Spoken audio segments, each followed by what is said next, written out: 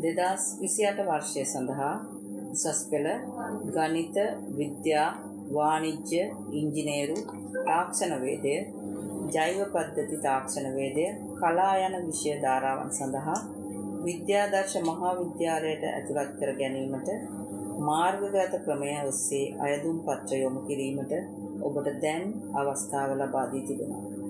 ප්‍රදේශයේ ඇති සම්පත් වැඩිම වගේම විශාලම ගුණාත්මක පාසල සඳහා අභිමානවත් ශිෂ්‍ය ශිෂ්‍යාවන් ලෙස ඇතුළත් වීමට www.vidyadarsh.lk අපගේ වෙබ් අඩවියට පිවිස උසස් පෙළ ඵලදායී ගමනකට පා තබන්න.